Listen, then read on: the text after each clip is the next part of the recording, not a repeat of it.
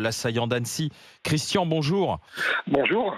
Alors, dites-nous, Christian, qu'est-ce qu'on doit faire? Qu'aurions-nous fait nous-mêmes, quoi, en fait? Alors, je vais d'abord un petit peu poser la chose. Donc, j'ai 58 ans, je suis chef d'entreprise, je suis professeur en université, donc je suis une personne tout à fait normale, tout à fait lambda. Je pratique les arts martiaux depuis 25 ans, je suis professeur depuis 12 ans.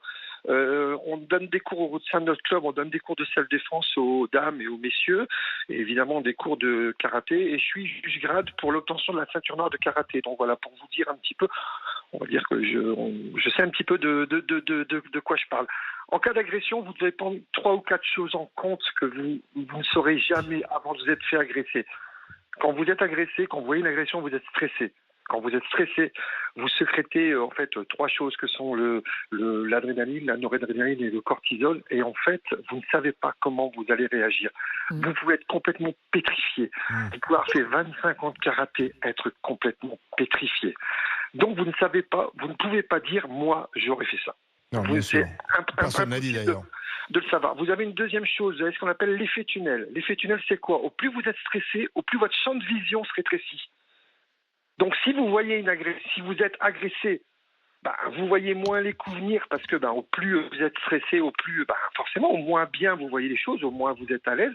Mais quand vous voyez une agression, quand vous êtes dans le champ d'une agression, vous pouvez quasiment la zapper. Parce que vous ne la voyez pas, mais quasiment physiquement. On appelle ça l'effet tunnel, très très intéressant. Et il y a une chose qui est très intéressante dans le cadre de l'agression de Annecy, c'est ce qu'on appelle l'effet de groupe. Alors, on connaît l'effet de groupe en tant qu'agresseur, mais il y a l'effet de groupe, le groupe en tant que spectateur. Et l'effet de groupe en tant que spectateur, c'est quoi? C'est une étude qui a été faite par l'Université de Montréal, qui dit qu'au plus de gens assistent à une agression, au moins vous serez tenté de réagir. Pourquoi? Parce que vous transférez la responsabilité. Sur les autres. J'y vais pas, il y en a un autre qui va y aller. Et en fait, si vous êtes dans un métro, vous voyez une personne se faire agresser, si vous êtes seul dans le métro, vous allez aller quasiment la défendre parce que vous dites le prochain c'est moi. Alors que si vous êtes 10 à regarder, vous dites le prochain ce sera un autre, ou même il y a quelqu'un d'autre qui va y aller. Vous voyez, donc il y a énormément de choses. Donc dire oui, j'aurais fait ça. Puis vous avez la rapidité de la situation. Est-ce qu'il y a plus de gens qui apprennent les sports de combat, justement, en disant... Oui, tout à fait. Oui, tout à fait. Nous, on le voit au sein du club, on a de plus en plus de gens mûrs qui, effectivement, écoutent les médias, etc., et qui prennent conscience qu'il faut avoir des attitudes qui ne vont pas favoriser l'agression. Le meilleur combat est un combat qui n'a pas eu lieu, je le rappelle. Donc, des attitudes qui ne vont pas favoriser l'agression. En gros, on rentre pas dans une rue tout seul le soir, la nuit. Ce que je veux dire, on fait le tour, etc., etc. Et nous, on dit au sein du club, que je voudrais saluer d'ici quelques secondes, au sein du club, on dit, vous devez être conscient de votre environnement. Vous devez être conscient de votre environnement. Enfin là, vous avez, dans le cas précis d'Annecy, jamais on imagine qu'un homme avec un couteau va venir précisément viser des bébés dans des poussettes. C'est pour ça que c'est un choc absolu, cette histoire.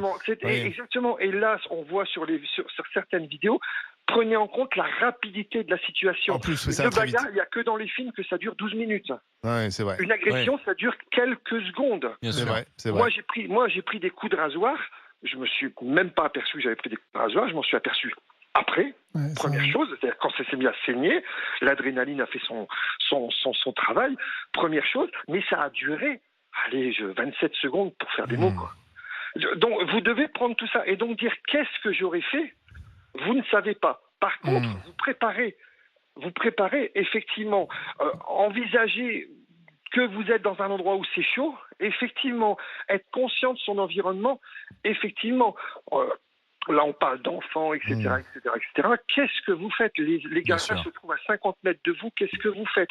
Vous êtes un héros, vous y allez, vous ne savez pas. Rien qu'en créant des situations de stress au sein du club, nous au sein du club, sur un tatami, en créant des situations de stress, on a des gens pétrifiés. Est-ce que vous avez des gens qui viennent chez vous, excusez-moi Christian, est-ce que vous avez des gens qui viennent chez vous justement parce que ils ont subi des agressions et maintenant ils veulent se défendre? Est-ce que vous avez des gens justement qui ont peur de l'insécurité grandissante en France et qui viennent chez vous pour vous dire en cas d'agression comment je dois faire? Est-ce que vous avez, vous m'avez dit que ça fait 15 ans, que vous faites... Vous dites des gens, moi j'ai eu des parents qui m'ont présenté leur gamin de 7, 8 ou 10 ans. Pour leur dire de les apprendre à se défendre. Mon gamin, c'est une victime. Ouais. On lui a pas appris à faire un coup de pied à 2,10 m, le gamin. On lui a appris à s'imposer. Oui, donc c'est une question mentale aussi. Ouais. Le bully, il a été voir quelqu'un d'autre. Ah oui. Il a été voir quelqu'un d'autre. L'agresseur. Oui, bien sûr. L'agresseur. C'est-à-dire que ne vous mettez pas en situation de, soyez prêts à réagir et évidemment rapprochez-vous de gens qui savent de quoi ils parlent. Christian, merci de ces conseils. Quel est dans votre club? Est-ce que je peux passer un petit bonjour? Il y a mon club, le Mérigny Taijitsu, qui se trouve à Mérigny, club de karaté qui fête ses 10 ans ce week-end. Joyeux anniversaire à votre club. Tout ce qu'ils font pour tout le monde et c'est un club associatif. Je voulais les remercier, ce sont des gens bien. Et bien voilà, le club de Mérigny dans le Nord que nous saluons avec Christian qui était en direct avec nous. Merci Christian d'être intervenu avec nous. Salut, bonne journée Christian du Nord. Christian. Non mais moi j'entends ce que dit Christian, tu sais, sur le fait que tu dois te défendre. Mais moi je pense que une des choses qu'on devrait faire et qu'on doit faire, c'est-à-dire qu'il faut aussi éduquer. Et c'est-à-dire que là, dans ce cas-là, c'est sûr, le mec il est arrivé en France depuis 2 mois, c'est vraiment pas le cas. Mais je pense qu'il faut apprendre aux jeunes, aux enfants, que la violence, ça fait mal, ça tue. Et qu'à un moment donné, c'est pas un jeu que tu vois à la télé ou un film.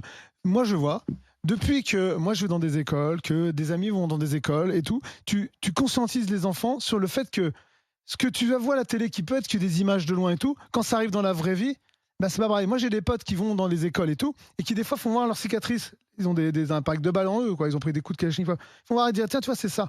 Et je suis pas mort, c'est un miracle et tout. Et par contre, tu vois, et t'expliques aux gamins que nous, on a vu des enfants un peu plus vieux qu'eux. Moi, j'ai vu des gamins qui étaient mineurs, qui étaient morts devant moi quand je suis sorti de Bataclan.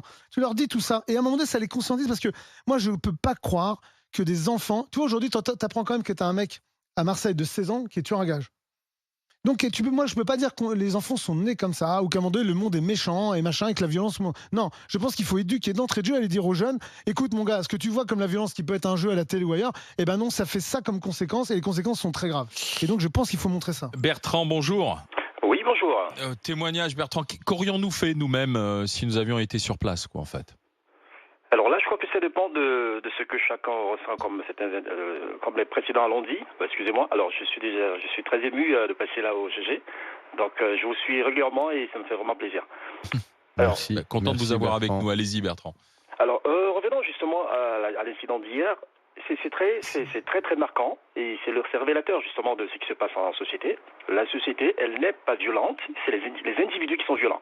Par conséquent, il faudrait que la société prenne vraiment en compte cette situation et puisse intervenir. Ce qui bride justement la société telle que moi je l'observe, c'est beaucoup plus peut-être le côté judiciaire de la chose si jamais ça tourne mal après. Parce que je prends le cas de ce monsieur hier avec son sac à dos. Si jamais il avait pu appeler le monsieur, le forcené, et que celui s'était tombé, s'était fait mal, ou alors on touche du bois, était mort, c'est lui qui en aurait pris, je crois. Donc, quand je reviens à ce qui s'est passé, chez moi, ça fait 10 ans d'ailleurs, il y a 10 ans, il y a 10 ans que ça s'est passé, donc je rentre du travail sur les coups de 22h, c'est au niveau de la Chapelle, vous connaissez bien la station La Chapelle. Porte de la Chapelle. Voilà, c'est ça. Donc, je prends le métro au niveau de la Chapelle même, c'est-à-dire au niveau de la gare RER, pour le 11e arrondissement. Donc, au niveau de la station Jaurès, il y a un monsieur il y a un couple, donc c'est un couple de touristes, je crois bien parce qu'il parle anglais, qui entre. Station suivante, je crois, c'est Couronne, si je m'abuse. Et il y a un monsieur qui rentre avec, alors, quand je dis avec une bouteille, je n'ai pas vu de prime abord. Donc, il rentre, je vois, il observe le couple, il m'augrée 2 petites paroles que j'ai inaudibles, et je vois, il donne un coup au niveau de cou. Ah oui. Ok. Bon. Moi, en fait, ça m'a interpellé déjà le fait qu'il soit entré en maugréant, en parlant d'une manière audible. Donc, ce coup m'a beaucoup interpellé.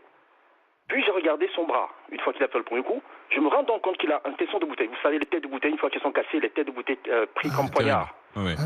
Alors, là, j'observe tout ça. Je me dis, tiens, il y a un problème qui se passe là.